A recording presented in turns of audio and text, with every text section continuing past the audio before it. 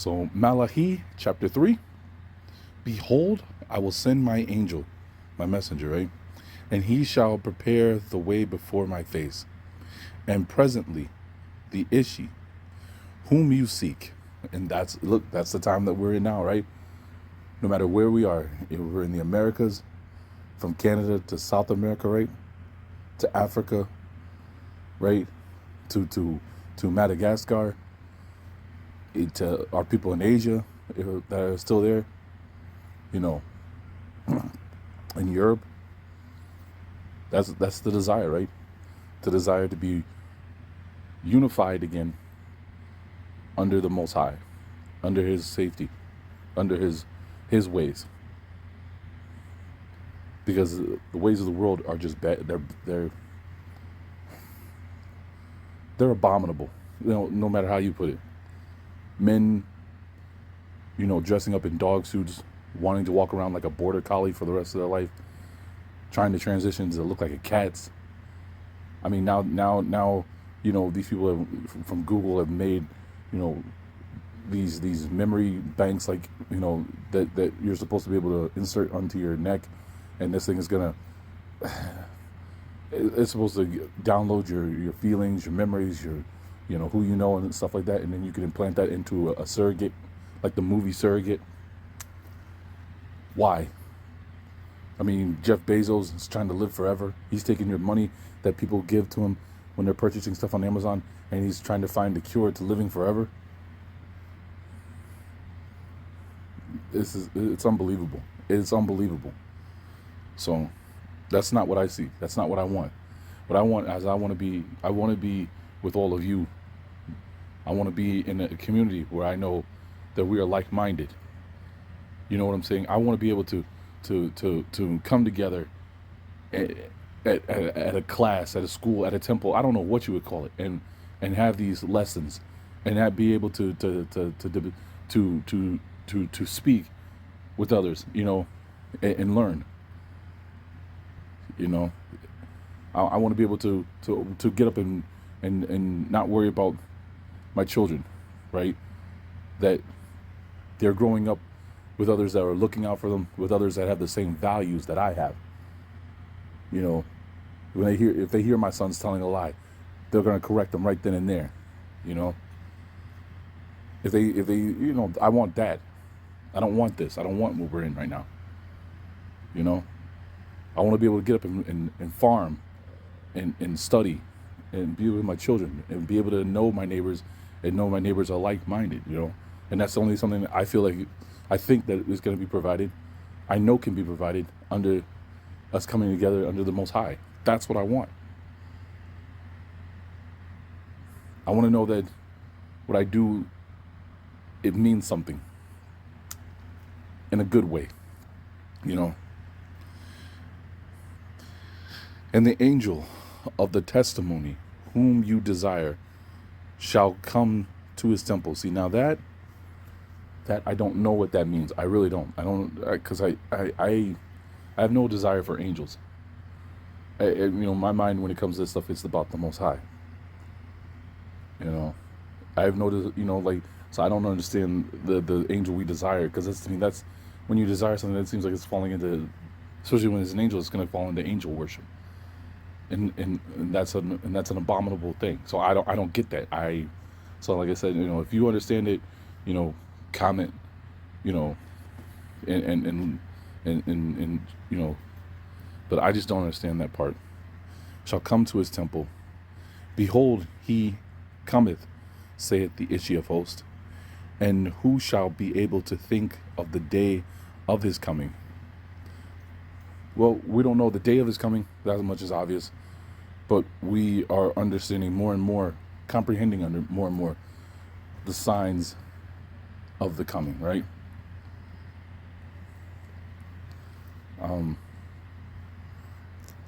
Like Lex, when he broke down Isaiah in the day of the great earthquake, right? We know we can look for that now. My mind's drawn a blank on other stuff, and I know there's more, because it's all here in these prophets. It's all here in these books. So, let's see. And who shall stand to see him? Uh,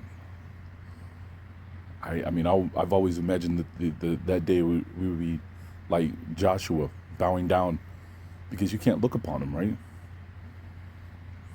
I mean, Moses did, but that, I mean, I don't imagine myself or anyone else to be like Moses, right? So I mean, I would just imagine that that's futile to try to stand and look him in the face. Like, who are you to do that? You know. So let's see. For he is like a flaming fire, and like the fuller's herb. Now look look at this, right? And I thought this was interesting because what this herb is supposed to help and benefit as far as being able to let's see. Let me see this. What's the benefits of it, right? There it is, health benefits. I don't know if we suffer from any of this stuff, but I just thought it was interesting with Lex and Mr. Joe doing their videos on the herbs to detox and cleanse out the body. You know, with this, is this something that we should also add to our diets? An ointment made from the roots is used to treat warts and ringworm. A homeopathic remedy made from the whole flowering plant is used in the treatment of skin diseases. Fuller's teasel is also claimed to be antibiotic, improve circulation and helpful in curing Lyme disease. So, circulation, that's good, right? For the blood flow. Lyme disease, I don't know if many people even have Lyme disease, but, you know, in the situation where you're staying away from the cities now, and, you know, and you're traveling, you know, there's a good chance you can pick up a tick that would have Lyme disease. But warts, I don't know too many people who have warts, you know, but ringworms, that's another one that's easy to catch, but that's, you know, if you're dealing with sand, right, and cats. So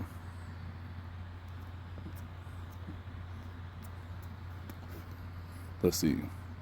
And he shall set refining and cleaning. Yeah. And he shall set refining and cleaning the silver. And he shall purify the sons of Levi, and shall refine them as gold and as silver. And they shall offer sacrifice to the Ishi in justice. Injustice. What is it called? Tzedakah. Yeah, in Tzedakah. And the sacrifice of Judah and of Jerusalem shall please the Ishi, as in the day of old and in the ancient years. And I will come to you in judgment, and I will be a speedily witness against sorcerers and adulterers and false swearers, and them that oppose the healing in his and them that oppress the hireling in his wages, and widows and the fatherless, and oppress the stranger, and have not feared me, saith the Ishi of hosts. So remember, the beginning of wisdom is the fear of the Lord, right? So as much as people talk about, you know, that fear, right, doesn't exist, you know, with Will Smith and the thing he did with his son, talking about there's no such thing as fear. Fear is a made-up concept. You know, this is saying clearly there's a need for fear, but this fear is of the Most High and the Most High only, right? This fear is you have to understand, there's a consequence for everything we do and say. That kind of fear, right? Because eventually we're judged for all of this. So be mindful, right? what will his judgment be against you? And then, of course, it's the things they always tell us to, take care of the widow, take care of the fatherless child, okay? Not use that as a chance to get in the pants of the mother.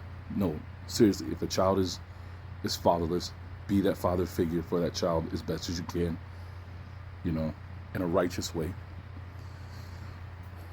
The oppressed stranger, right? That's self-explanatory, I think. And then the other things, we're not supposed to deal with sorcery. So he's going to be against them. The adulteress, and the false swears. So that stuff is self-explanatory. For I am the Ishi, and I change not. And you, the sons of Jacob, are not consumed. Let's see. For from the days of your fathers you have departed from my ordinances, and have not kept them. Return to me, and I will return to you, saith the Ishi of hosts. And you have said, wherein shall we return? Shall a man afflict God? What does afflict mean? Hold on. I don't know what that means. I should have looked this up. Afflict. Of a problem or illness. Cause pain or suffering. Whoa, no. Nobody, no. Nobody could do that to afflict or trouble. No. I mean, through disobedience. But, I mean, that's not God you're afflicting. That's you. That's your soul. That's you. The most we've seen that was, we brought dishonor to his name, right? Because like Lexwell points out, everywhere we went, we profaned his name. That's the most you could do. You're out of your mind if the creation thinks that it can hurt the creator. Okay, so it's just the you've damaged it. Not damaged, how would you say? Like I said, you've dishonored his name, and you've made, because you're supposed to be the people of him, and here you are. It's a reflection kind of thing. Your father raises you a certain way, and then you go out and you do all of the opposite of what he raised you to be. So now the dishonor comes of, it's looked upon as not just you, but the father didn't raise you right. That kind of thing is what I'm trying to explain. For you afflict me, and you have said, wherein do we afflict thee? In tithes and the first fruits, and you are cursed with want. Right? The homeborn slave. right. I mean, that's the total opposite of oh man, there's a total opposite of what we were supposed to do, right? Of what we're supposed to be, Oh man, and you afflict me, even the whole nation of you. Bring all the tithes into the storehouse, that there may be meat in my house, and try me in this, saith the Ishi, if I open not unto you the floodgates of heaven, and pour out a blessing even to abundance. Now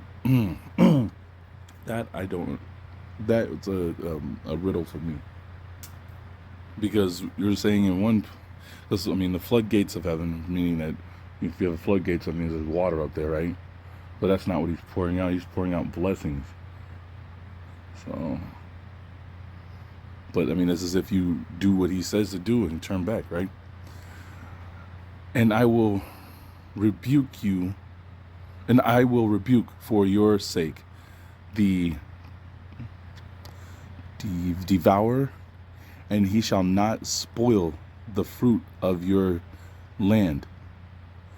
nor shall the vine in the field be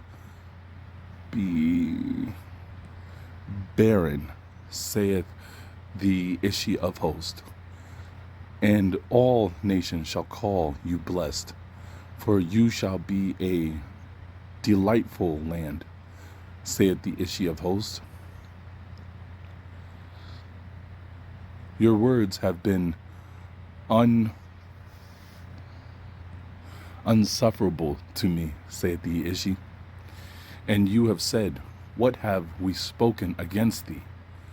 You have said, he laboreth in vain that serveth all the Elohim. Oh boy, that's mocking the Most High. Look at that. He has said he has labored in vain that serveth the Ishi. No, you haven't. No, you haven't. It's just not profitable in the eyes of the world. But you don't know what it's doing spiritually. You don't know the growth that it's doing within your mind, right? And you don't know about the relationship that it's building up of good trust and goodwill with the Most High, right? So that's just fools. That's something a fool would say. Serving the Most High is in vain. And what profit is it that we have kept his ordinance, and that we have walked sorrowful before the Ishi of hosts? Wherefore now we call the proud people happy, for they that work wickedness are built up. Oh man, look at that. Right? Oh, and they have tempted Elohim and are preserved. So look at that whole section right there. Before and now we call the proud people happy. So yeah, I mean that's the whole thing with sin, right? Where people do wickedness and it seems like, oh, they're getting away with it, and they become braggadocious. I mean, you don't have to go too far. Listen to all the rappers brag about everything they got: the chains, the cars, the house, the women, or the men, and they seem like, oh, they're getting away with it. It looks so fun. Well, what good is it? I mean, they got they can eat the junk food and all this other stuff. The fine wines and stuff like that. And here you are living the humble life, trying to live the humble life, and it's the total opposite of everything that they have. But don't forget, Abraham was blessed by the Most High, and look at how he lived. That's our example. Seeking the Most High, living for the Most High, following his ways. Look at Abraham, right? Then they that feared the Ishi spoke, everyone with his neighbor, and the Ishi gave ear and heard it, and a book of remembrance was written before him for them that fear the Ishi and think on his name. See, there it is.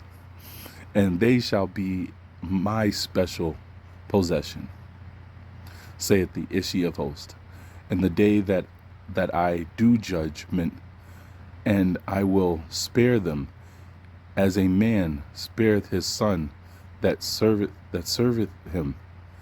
And you shall return and shall see the difference between the just and the wicked, and between him that serveth the Elohim and him that serveth him not.